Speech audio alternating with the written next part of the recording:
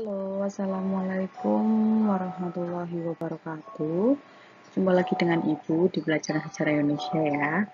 Kita masih di bab 10, hanya melanjutkan materi yang kemarin. Kemarin kita itu membahas tentang masa demokrasi liberal. Sekarang kita akan membahas tentang masa demokrasi terpimpin. Oh ya, kemarin sedikit revisi ya, masa demokrasi liberal itu dari tahun 1950 sampai 1959. Kemarin kan ditulisnya itu 1945 sampai 50. Jadi revisi tahunnya ya. Oke, untuk kompetensi dasarnya sama, masih seperti yang materi minggu lalu. Kita langsung aja, masa demokrasi terpimpin. Ciri-cirinya, di sini ada dominasi Presiden Soekarno terutama ya, ini sebagai pemeran besar dalam menyelenggarakan pemerintahan. Yang kedua, ada keterbatasan dari peran partai politik. Yang ketiga, meluasnya peran militer sebagai unsur politik. Jadi di sini itu militer itu sangat berperan, ya. Terus dan berkembang juga peran atau pengaruh dari Partai Komunis Indonesia. Jadi militer dan komunis di sini memiliki peran yang besar.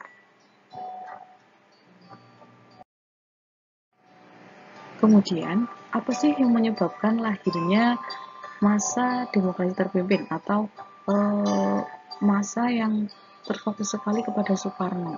Yang pertama, dari segi keamanan, banyaknya gerakan separatis yang menyebabkan ketidakstabilan negara. Kalian masih ingat pada bab 9 kemarin yang sudah membahas tentang DITII, gerakan PKI 48 di Madiun, Andi Aziz, itu merupakan salah satu contoh gerakan separatis. Itu sangat mengganggu keamanan negara terutama ya. Yang kedua, dari segi ekonomi, sering terjadi pergantian kabinet. Di materi yang lalu kan, di masa demokrasi liberal itu kan sering terjadi pergantian kabinet. Hingga misalnya satu kabinet punya program belum berjalan, sudah diganti. Itu kan menyebabkan program yang sudah dirancang itu tidak berjalan secara maksimal atau tidak berjalan secara utuh. Selanjutnya yang ketiga, dari segi politik, konstitusi gagal dalam menyusun undang-undang. Kemarin saat pemilu pertama itu kan memilih Dewan Konstitusi, tetapi ternyata sang Dewan Konstitusi ini gagal dalam membuat undang-undang, sehingga mereka undang-undang Indonesia itu kurang jelas. Maka dari itu lahirlah masa demokrasi terpimpin ditandai dengan adanya dekret presiden atau kebijakan yang dibuat oleh presiden pada tanggal 5 Juli 1959. Isinya yang pertama, tidak berlakunya kembali UUD S1950, tapi berlakunya UUD 1945. Jadi tahun 50 sampai 59 Indonesia itu menggunakan UUD S 1950. Dan yang ketiga, dibubarkannya konstituante karena tadi si konstituante ini gagal dalam menyusun undang-undang baru. Kemudian yang keempat, membentuk MPRS dan DPRS. Oke, kita lanjutkan ya. Bagaimana sih pelaksanaan masa demokrasi terpimpin ini? Yang pertama, Soekarno itu melakukan apa saja? Dia membentuk MPRS. Tindakan ini itu bertentangan sekali dengan UUD 1945. Karena harusnya presiden itu berada di bawah MPR. Namun di sini presiden malah membentuk MPRS. Itu kan berarti tidak sesuai dengan Undang-Undang Dasar 1945. Dan yang kedua, Presiden Soekarno membubarkan DPR dan membentuk DPR GR.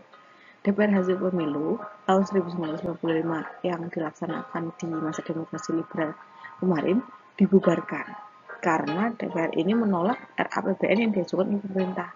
Kemudian kemudian Presiden membentuk DPR GR. Ini kan berarti tidak sesuai. Ibaratnya kok malah Soekarno membuat badan-badan sendiri padahal sudah ada undang-undangnya. Oke, lanjut. Kemudian yang ketiga, pembentukan Dewan Pertimbangan Agung Sementara atau DPAS. Hal ini dibentuk oleh Presiden sendiri berdasarkan penetapan Presiden nomor 3 tahun 1959. Tujuannya itu untuk apa sih? Jadi tujuan dibentukannya DPAS ini adalah agar pidato presiden yang dilakukan pada Hari Kemerdekaan Republik Indonesia tanggal 17 Agustus tahun 1959 yang berjudul Penemuan Kembali Revolusi Kita itu dikenal sebagai manifesto politik dan ditetapkan sebagai GBHN negara. Hal ini tuh tidak sesuai dengan Undang-Undang 1945. Oke, selanjutnya Presiden juga membentuk Front Nasional berdasarkan penetapan Presiden nomor 13 tahun 1959. Tujuannya untuk apa sih? Untuk menyatukan seluruh potensi nasional agar menjadi kekuatan untuk mensukseskan pembangunan. Jadi Soekarno itu punya keinginan untuk mensukseskan pembangunan. Tugasnya ngapain? Menyelesaikan revolusi nasional, melaksanakan pembangunan, dan mengembalikan Irian Barat. Selanjutnya, ada pembangunan kabinet kerja. Kabinet ini dibentuk pada tanggal 9 Juli 59, kemudian dilantik pada tanggal 10 Juli 59, yang programnya terkenal dengan sebutan triprogram, yaitu yang pertama, mencukupi kebutuhan sandang dan pangan, yang kedua, menyelenggarakan keamanan rakyat dan negara, dan yang ketiga, melanjutkan perjuangan menentang imperialisme, kolonialisme, politik Irian Barat. Jadi ini yang ketiga itu melanjutkan perjuangan pembebasan Irian Barat.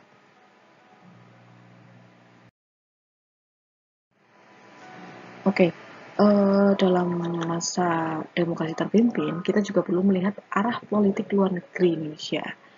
Yang pertama ada politik konfrontasi NEVO dan ORDEVO. NEVO dan ORDEVO ini apa sih? NEVO ini merupakan kekuatan baru yang sedang muncul, seperti Indonesia itu. Jadi NEVO ini berisi kumpulan-kumpulan negara yang baru merdeka, yang anti imperialisme dan kolonialisme, ya kayak India, kemudian kayak Malaysia, ya negara-negara bekas jajahan, itu NEVO. Sedangkan ORDEVO ini merupakan kekuatan lama yang sudah mapan, seperti Amerika, Uni Soviet. Jadi mereka sudah malah mereka memiliki tanah jajahan. Dan di sini para NEVO dan ORDEVO itu berlomba-lomba untuk membentuk kekuatan. Jadi yang NEVO Indonesia bergabung dengan negara-negara Asia Afrika untuk membentuk nantinya ada gerakan non-blok. Ini ya arah politik luar negeri Indonesia. Tapi sayangnya Indonesia untuk mewujudkan NEVO ini malah membentuk poros Jakarta Phnom Penh, hingga akhirnya Indonesia menjadi dikira condong terhadap Phnom Penh atau Jepang, atau sedikit mengandung unsur komunis seperti itu. Selanjutnya ada politik konfrontasi Malaysia.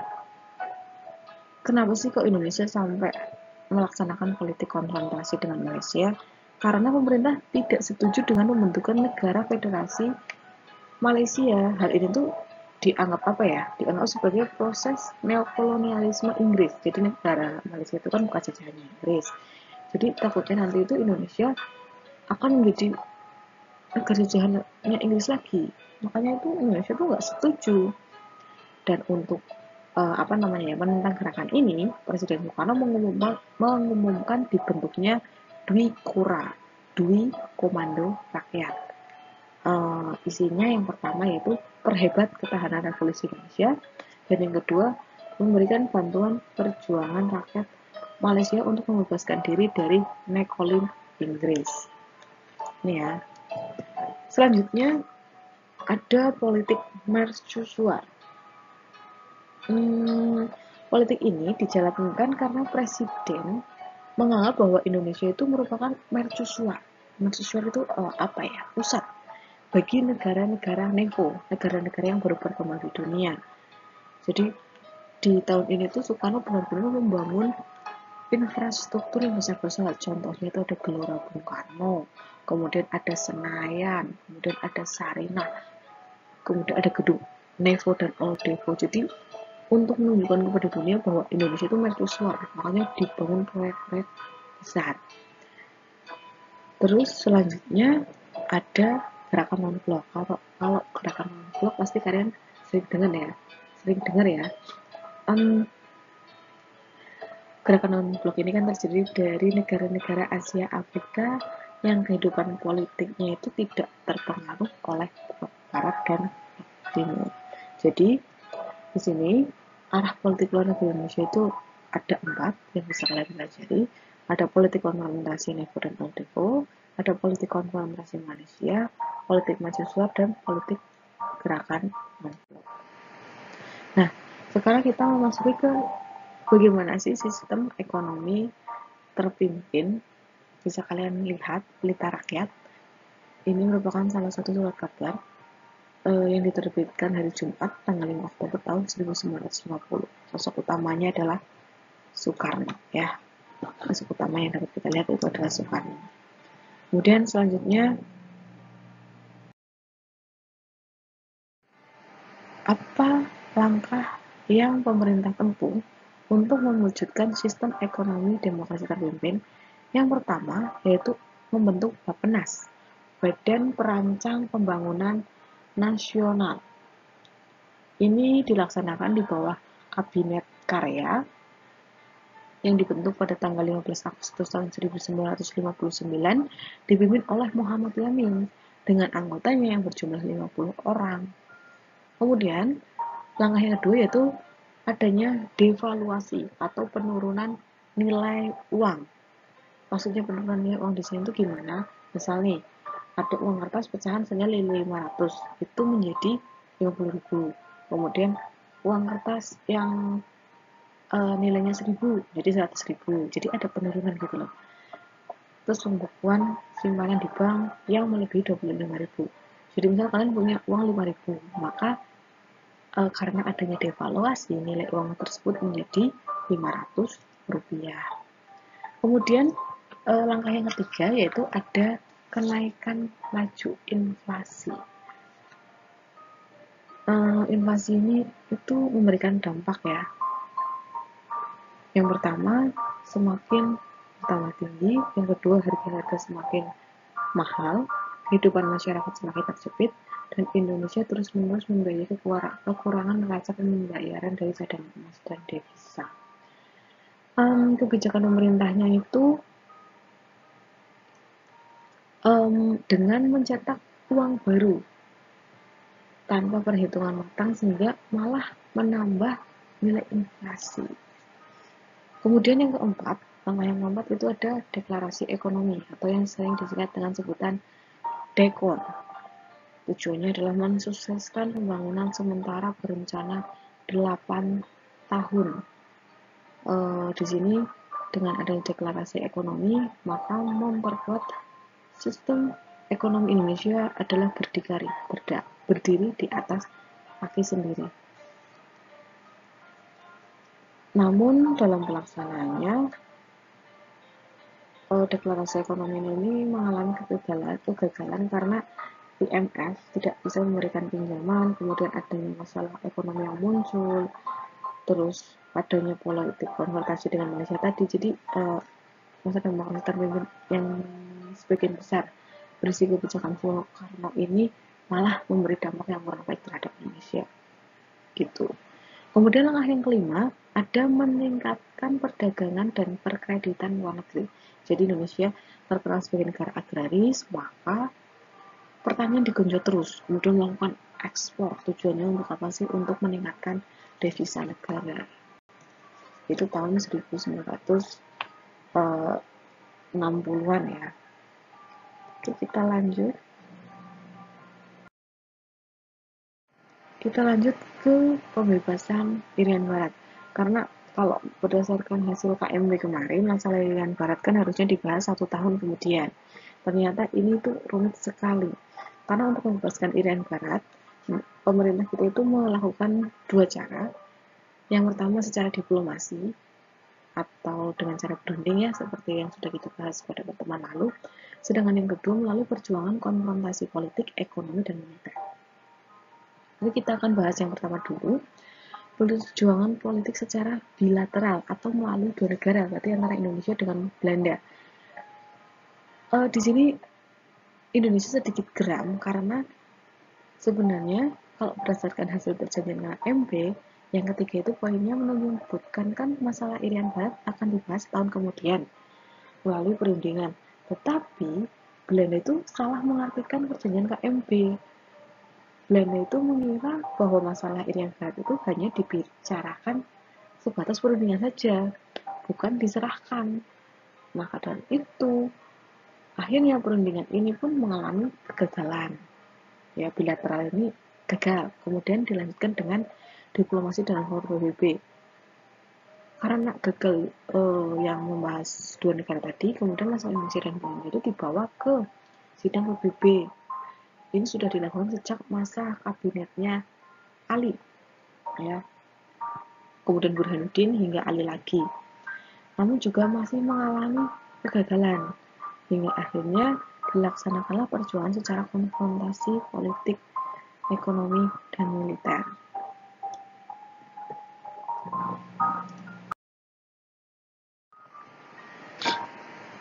Oke, yang pertama konfrontasi ekonomi. Jadi di bidang ekonomi kita melakukan sedikit kekejaman terhadap Belanda ya. Yang pertama itu oleh pemerintah Indonesia, aset-aset dan kepentingan ekonomi Belanda di Indonesia itu seperti di blokade atau di boykot. Contohnya yang pertama pada tahun 1956 membatalkan hasil KMP. Kemudian tahun 1957 ada pembukaan buruh, pelarangan terbitan dan film Belanda, kemudian melarang penerbangan Belanda dan memboikot kepentingan Belanda. Lumayan kejam ya. Kemudian tahun 1958 sampai 1959 terjadi nasionalisasi perusahaan Belanda. Nasionalisasi ini itu apa sih? Jadi banyak sekali perusahaan-perusahaan dagang milik Belanda seperti The Japanese Bank, kemudian ada NHM, itu kan masih menggunakan nama-nama Belanda. Kemudian oleh Indonesia itu dialihkan, yang tadinya The Japanese Bank menjadi Bank Indonesia. Jadi berganti nama menjadi perusahaan milik Indonesia, seperti itu. Itu yang disebut dengan nasionalisasi. Kemudian juga dilakukan konfrontasi politik. Contohnya nih, tahun 1951, Kabinet Sukiman menyatakan hubungan Indonesia dan Belanda merupakan hubungan bilateral, bukan hubungan unistatut.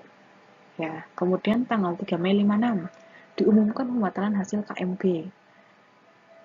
Kemudian tanggal 17 Agustus tahun 1956 itu dibentuk Provinsi Irian Barat. Dan 18 April 1957 terjadi rapat umum untuk pembebasan Irian Barat. Terus tahun 1958 pemerintah RI menghentikan kegiatan-kegiatan konsuler Belanda di Indonesia, dan tanggal 8 Februari 1958 itu dibentuk Front Pembebasan Irian Barat, dan 17 Agustus tahun 1960 pemutusan diplomatik dengan Belanda.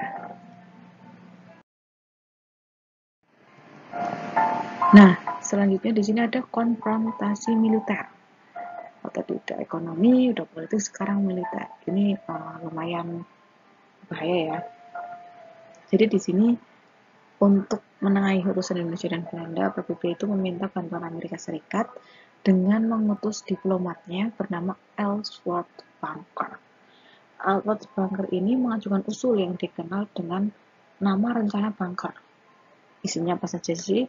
Yang pertama itu ada pemerintah Irian Barat harus diserahkan kepada Indonesia. Terus setelah sekian tahun, rakyat Irian Barat harus diberi kesempatan untuk menentukan pendapat apakah tetap negara Indonesia atau memisahkan diri. Kemudian pelaksanaan penyelesaian masalah Irian Barat akan selesai dalam jangka waktu 2 tahun. Kemudian lagi usulnya Ellsworth Bunker ini, guna menghindari bentrokan fisik antara pihak yang bersengketa, diadakan pemerintahan peralihan di bawah pengawasan PBB dalam 1 tahun. Namun, usulan Ellsworth Bunker ini ditolak oleh Belanda hingga akhirnya Presiden Soekarno pada tanggal 19 Desember 1961 mengumumkan adanya Trikora atau 3 komando rakyat. Yang pertama, isinya itu adalah gagalkan pembentukan negara boneka Papua buatan Belanda. Yang kedua, kibarkan samarah putih di Irian Barat, tanah air Indonesia, dan yang ketiga bersiaplah untuk mobilisasi umum.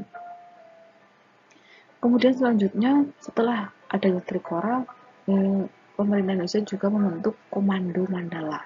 Komando ini seperti tim atau TNI yang siap bertempur untuk melawan Belanda. Hingga akhirnya perjuangan yang terakhir untuk pembebasan Irian Barat yaitu melalui konfrontasi total, di mana melalui 4 tahap, yaitu tahap infiltrasi, tahap eksploitasi, tahap konsolidasi, dan akhirnya itu ada tahap konfrontasi. Akhir dari tahap konfrontasi ini, pemerintah RI dengan Belanda akhirnya ke markas besar PBB di New York, kemudian melaksanakan perjanjian yang dikenal dengan Perjanjian New York. Kemudian berdasarkan Perjanjian New York, proses pengambilan Irian Barat itu ditempuh melalui beberapa tahap. Yang pertama, antara 1 Oktober sampai 31 Desember 1962 merupakan masa pemerintahan UNTEA bersama Belanda. Kemudian 1 Januari 63 sampai 1 Mei 63 merupakan masa pemerintahan UNTEA bersama RI. Dan sejak 1 Mei 1963, wilayah Irian Barat sepenuhnya berada di wilayah kekuasaan Republik Indonesia.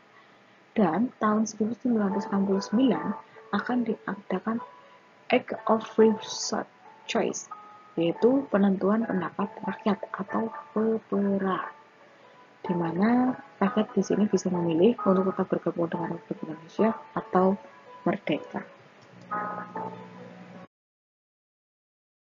Oke, sudah selesai bab 10.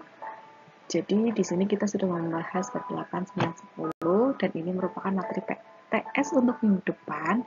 Jadi saran Ibu, silahkan kalian belajar 3 bab ini. Jika kalian belajar, insya Allah kalian bisa mengerjakan PTS. Pesan Ibu, tetap semangat. Semoga kita selalu sehat. Sekian, terima kasih. Wassalamualaikum warahmatullahi wabarakatuh.